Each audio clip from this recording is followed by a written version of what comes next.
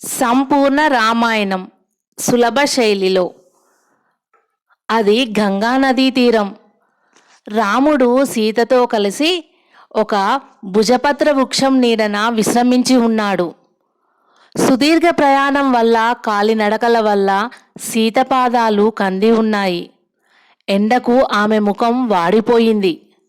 రాముడు సీతను విషన్న దృష్టిలతో కొన్ని క్షణాలు చూస్తూ, దేవి, అంతఃపురాల నీడలో దాసీజనంతో పరిచర్యలు అందుకుంటూ సుఖోచితమైన జీవితం గడపవలసిన నిన్ను కఠినాత్ముడనై వనవాస క్లేశానికి గురిచేశాను.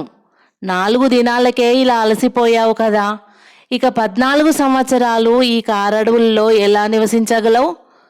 శ్రీరామచంద్రుడంతటి వానికి నా పుత్రిక ఇల్లాలు అయిందని మురిసిపోయే మీ తండ్రి అయిన పూజ్యపాద జనక మహారాజుల వారు ఈ విపరీత సంఘటనను విని ఎంతగా బాధపడుతూ ఉంటారో కదా. ఎండకాన్నెరగని నిన్ను ఇలా కష్టాల పాలు చేస్తున్న నేను మందభాగ్యుడను దేవి అన్నాడు.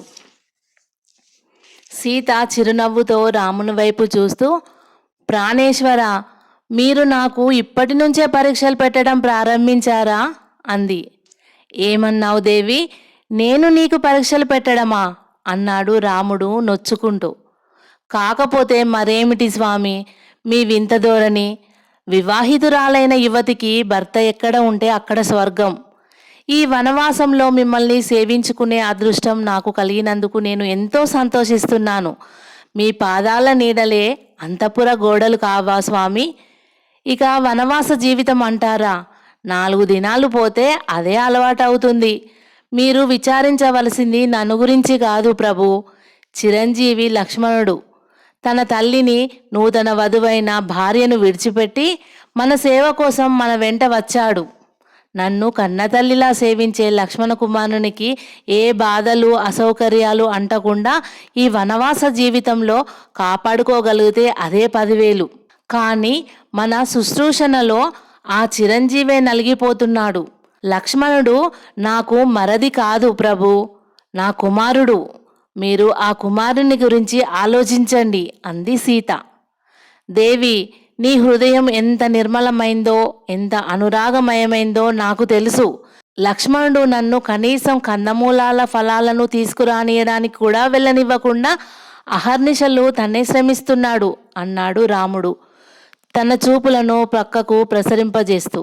ఆ చూపులు అప్పుడే ఓ చెట్టు మీదికి ఎగబాకుతున్న లక్ష్మణ మీదికి పడ్డాయి. అది ఓ ఫలవృక్షం. లక్ష్మణుడు చెట్టు చివరి భాగం మీదికి చేరుకున్నాడు. పండ్లను సంగ్రహిస్తుండగానే అతని చెవులకు రథాల చప్పుళ్ళు, అశ్వాల హేషలు, ఏనుగుల ఘ్రింకారాలు, సైనికుల కోలాహలం వినిపించాయి. లక్ష్మణుడు తల త్రిప్పి అటువైపుగా చూశాడు. అల్లంతదవ్వులో సైనిక బృందాలతో పరివేష్టించబడిన ఓ సువర్ణ రథం మీద శత్రుఘ్న సమేతుడైన భరతుడు కనిపించాడు. లక్ష్మణుడు కొన్ని క్షణాలు అటే చూస్తూ తల పంకించాడు. గబగబా కిందికి దిగి వడివడిగా రాముని వద్దకు నడిచాడు. చేతిలోని పళ్ళను సీత పాదాల దగ్గర ఉంచి పక్కనే ఉన్న శరచాపాలు చేతికి తీసుకున్నాడు. అన్నయ్య, అనుజ్ఞ ఇవ్వు. విరోధి మన జాడలు తీసి మనల్ని హతమార్చాలన్న దుర్బుద్ధితో యుద్ధానికి వస్తున్నాడు. నా భీకర శస్త్రాస్త్రాలతో గర్విష్ఠికి బుద్ధి గరిపి వస్తాను అన్నాడు లక్ష్మణుడు తీవ్రమైన కంఠస్వరంతో. రాముడు ఆశ్చర్యంగా లక్ష్మణుని చూస్తూ, మనకు విరోధులా? యుద్ధానికి వస్తున్నారా అని అడిగాడు. అవును అన్నాడు లక్ష్మణుడు అమ్ముల పొదిని భుజానికి బిగించుకుంటూ. ఆ విరోధి ఎవరు తమ్ముడు? రాముడు కుతూహలంగా లక్ష్మణుని చూస్తూ అడిగాడు. ఇంకెవరు, మనల్ని తల్లి వనవాసానికి పంపగా ఆమె కుమారుడు సైన్యాన్ని వెంటబెట్టుకొని మన మీదికి వస్తున్నాడు అన్నాడు లక్ష్మణుడు ఆవేశంతో. రాముడు విస్తుపోయి లక్ష్మణుని వైపు చూస్తూ, లక్ష్మణ, ఏమిటి నువ్వంటున్నది? మన భరతుడు నీకు విరోధిగా కనిపిస్తున్నాడా? ఎంత పొరపాటు పడ్డావయ్యా అన్నాడు కూర్చున్న చోటు నుంచి లేస్తూ. పొరపాటు పడటం లేదన్నయ్య, ఆ ద్రోహి నిజంగానే మన మీదికి యుద్ధానికే వస్తున్నాడు. లేకపోతే ఆ గుర్రాలేమిటి, ఆ ఏనుగులేమిటి, ఆ సైనికుల ఆర్భాటం ఏమిటి? నువ్వు వదినతో కలిసి అలా వినోదం చూస్తూ ఉండు. క్షణాల మీద అందరినీ నేలకూలుస్తాను అన్నాడు లక్ష్మణుడు. తొందరపడుతున్నావు లక్ష్మణ. భరతుడు నా ప్రియమైన తమ్ముడు. నేను నీకెంతో అతనికి అంతే. ఆవేశపడకు అన్నాడు రాముడు. అన్నయ్య అని అంటుండగానే లక్ష్మణ ధనుర్బాణాలు దించు రాముని ఆజ్ఞ. ఆ ఆజ్ఞ ప్రకారం లక్ష్మణుడు మౌనంగా ధనుర్బాణాలను కిందకి దించాడు.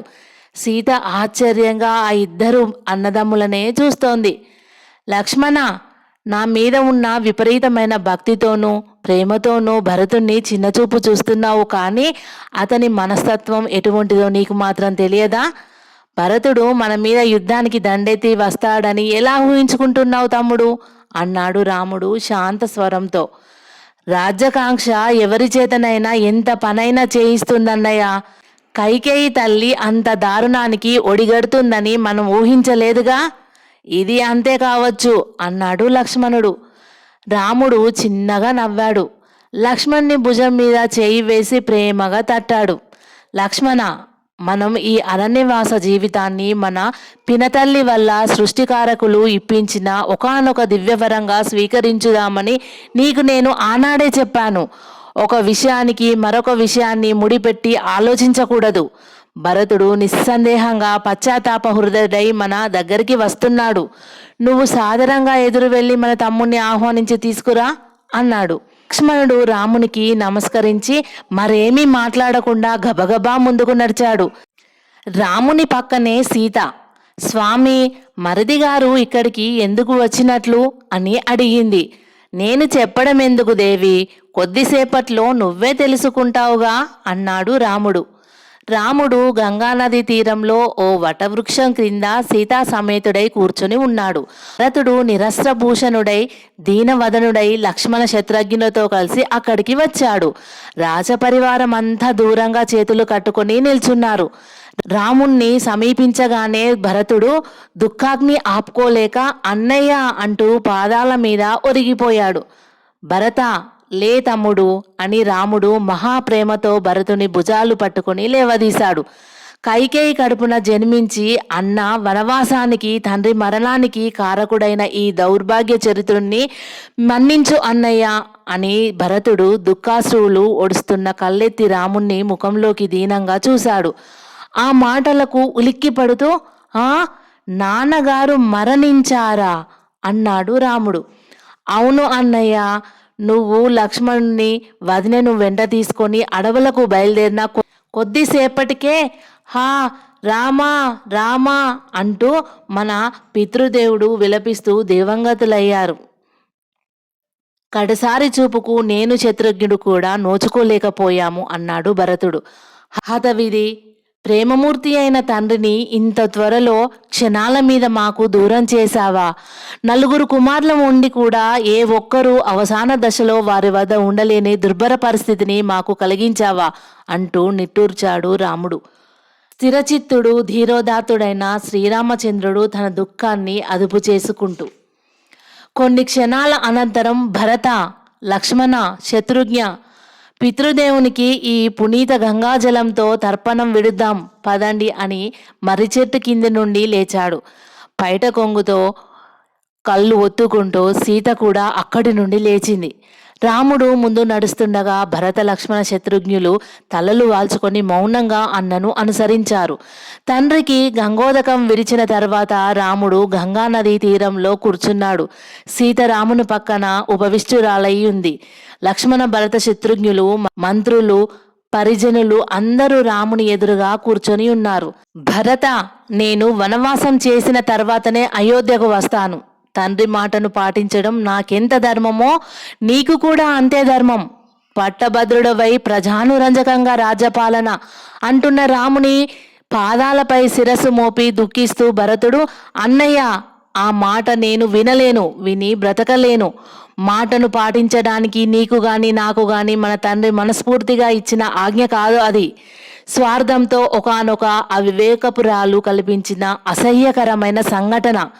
దీనికే నువ్వు కినుక వహించి అందరినీ దుఃఖభాజనులను చేయొద్దు అన్నాడు. రాముడు మళ్ళీ భరతుణ్ణి లేవదీశాడు. భరత, మాతృదూషణ తగదు. అన్ని శాస్త్రాలలో నాతో ఆరితేరి సమానుడవైన నీతో వాదించి యుక్తాయుక్తాలను ధర్మాధర్మాలను తేల్చి చెప్పవలసిన అవసరం లేదు. అన్ని ధర్మాలు నీతులు న్యాయాలు నీకు తెలుసు కాబట్టి నా మాట విను. అయోధ్యకు వెళ్ళి తల్లులను ఓదార్చి ప్రజారక్షణ భారాన్ని స్వీకరించు. నేను వనవాస జీవితం గడిపిన తర్వాతనే తిరిగి వస్తాను. ఇది నా దృఢ నిశ్చయము అన్నాడు రాముడు. భరతుడు రాముని ముఖంలోకి సూటిగా చూస్తూ, అయితే నా నిశ్చయం కూడా విను అన్నయ్య. నువ్వు లేని అయోధ్యలో నేను కూడా ఉండను. అయోధ్య నగరానికి అనతి దూరంలో ఉన్న నందివర్ధనం అనే గ్రామంలో బయట నివసిస్తూ నీ ప్రతినిధిగా ఈ 14 సంవత్సరాలు రాజపాలన కొనసాగిస్తాను. నీ పాదాలు నెలకొనవలసిన సింహాసనం మీద నీ పాదుకలు ఉంచి వాటికి పట్టాభిషేకం చేస్తాను. దయచేసి కరుణ వహించి ఆ పాదుకలు ఇవ్వు అన్నయ్య అన్నాడు భక్తితో. అక్కడి వారందరూ భరతుని సోదర భక్తికి ధర్మనిష్టకు విస్తుపోయారు. లక్ష్మణుడు కళ్ళు పెద్దవి చేసుకొని భరతుని వైపే చూస్తూ ఉండిపోయాడు. సీత తన మరుదులు ఒకరిని మించి ఒకరు పోటీ పడుతూ తన భర్త పట్ల ప్రదర్శించే భక్తి ప్రేమలకు ముగ్ధురాలై వాత్సల్య దృష్టిలతో భరతుణ్ణి చూడసాగింది. రాముడు భరతుణ్ణి కౌగిలించుకున్నాడు. ఆనంద బాష్పాలు రాముని కళ్ళ నుండి ధారాపాతంగా స్రవిస్తూ భరతుని శిరస్సును తడిపివేస్తున్నాయి. భరత, ధర్మ మార్గ గమనంలో నన్ను మించిపోయావు తమ్ముడు. కానీ పాదుక పట్టాభిషేకం అంటున్న రాముని వైపు దయనీయమైన దృష్టిలు పరిగరిస్తూ శత్రుఘ్నుడు, సర్వ ప్రజలకు సకల బంధుమిత్ర వృత్తులకు ఆరాధనీయుడమైన నీ పాదుకలు మాకు ఒక మహావరం అన్నయ్య. దయచేసి అన్నయ్య కోరికను మన్నించు. ఆ మహనీయుని మనసు గాయపడితే ఆయన ఆత్మార్పణమే చేసుకుంటాడు. ఆ తర్వాత అయోధ్యలో ఈ దారుణ సంఘటన జరగకుండా తప్పించడానికి మేమెంత ప్రయత్నించినా ప్రయోజనం లేదు అని కౌసల్యాదేవి మందిరంలో భరతుని గురించి అతని ఆత్మార్పణ ప్రయత్నాన్ని వివరించాడు రామునికి. ఆ సంఘటనలోని విశేషం వినగానే లక్ష్మణునికి కళ్ళల్లో నీళ్లు తిరిగాయి. వెంటనే భరతుణ్ణి కౌగిలించుకొని, భరత, కేవలం శ్రీరామ భక్తి శ్రీరామ పాదసేవే తప్ప మరొక ఆలోచన లేని నేను నిన్ను అపార్థం చేసుకొని తొందరపాటుతో అనుచితంగా ప్రవర్తించాను. నన్ను మన్నించు సోదరా అన్నాడు. భరతుడు అంతరాంతరాలలో పెళ్ళుబుకు వస్తున్న దుఃఖాన్ని అణుచుకుంటూనే లక్ష్మణుని కన్నీళ్లు తుడిచాడు. అన్ని వైపులా ప్రశాంత వాతావరణం ఏర్పడిన తర్వాత రాముడు శాంత గంభీర స్వరంతో, భరత, నీ కోరిక ప్రకారం పాదుకలను ఇస్తున్నాను, తీసుకో తమ్ముడు అంటూ తన పాదాల నుండి పాదుకలను వేరు చేశాడు. భరతుడు రాముని పాదుకలను 2 చేతులతో తీసుకొని భక్తితో వాటిని కళ్ళకద్దుకొని శిరస్సు మీద ధరించాడు. అన్నయ్య, నీ వనవాస జీవితం కేవలం 14 సంవత్సరములు మాత్రమే అని గుర్తుకుంచుకో. ఆ గడువు గడిచిన మరుదినమే నువ్వు అయోధ్యకు రావాలి. లేనిచో ఆ మరుదినం నేను అగ్నిప్రవేశం చేస్తాను. స్వర్గస్థుడైన మన తండ్రి మీద సర్వకాల సర్వావస్థల్లో నేను దైవంలా చూసుకునే నీ మీద ప్రమాణం చేసి చెబుతున్నాను. నీ రాక కోసం నేను 1000 కళ్ళతో నిరీక్షిస్తూ ఉంటాను అన్నాడు భరతుడు. అలాగే భరత, నేను నువ్వు పెట్టిన గడువులో తప్పకుండా వచ్చి కన్నుల పండుగగా నిన్ను కలుసుకుంటాను. ఇక అనుచర బృందంతో అయోధ్యకు బయలుదేరు తమ్ముడు అన్నాడు రాముడు. భరతుడు సీతాదేవి పాదాలకు ప్రణమిల్లాడు. సీత వాత్సల్యంతో ఆశీర్వదించింది. లక్ష్మణునికి ప్రియవాక్యాలు చెప్పి కళ్ళల్లో కదలాడుతున్న అశ్రుబిందువులను వెలికి రానివ్వకుండా అణచుకుంటూ భరతుడు వెనుదిరిగి ముందుకు నడవసాగాడు. శత్రుఘ్నుడు రామలక్ష్మణులకు సీతాదేవికి పాద ప్రమాణాలు చేసి భరతుణ్ణి అనుసరించాడు. పరివారమంతా భరతుని వెంట విషన్న హృదయంతో కదిలిపోయింది. పాదుకలు శిరసున ధరించి మూర్తీభవించిన ధర్మంలా వెళుతున్న భరతుణ్ణి అలాగే చూస్తూ ఉండిపోయారు సీతారామలక్ష్మణులు.